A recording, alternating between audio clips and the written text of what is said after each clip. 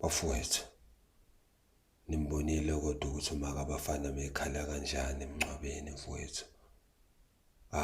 Bafethu, ngoba amantombazana nesono bafethu. Singazibulala ubafana kanjena mfethu simgonisa amathumbu mfethu. Ngoba phela sonke iqiniso siyalazi mfethu ukuthi ubafana kwakuwumjito grand mfethu. Before athandane naleya ngane. Before imidlise mfethu ubafana zahlanye ngayo dog. And leya ngane mfethu iyona yajwayeza ubafana lento ukuthi kumele bashayane othandweni.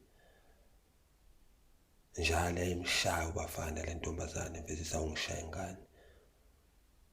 Asibafana ngibashaya abantu besimame.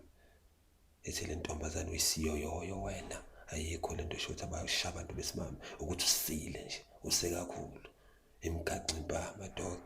Khona leya ke mshaya khona ngempama lapha yana ukhumbula nawushibiza lapha kaMahlokofu. Yafika leya ngane mfethu lapha nasiblomile mfethu afika donsa ubafana emgaca impama. Yathi nje ukunika amasende la mina ucabanga ukuthi ngihleli noba endlini. Wagcina esephenduka isilwane ubafana.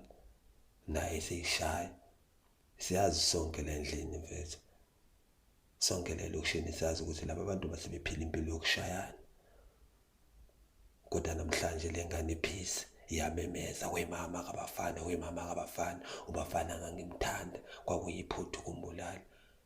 Amasimba mani lonto into ongayitshela umzali lonto ukuthi ubulele ingane yakhe wade uyithanda.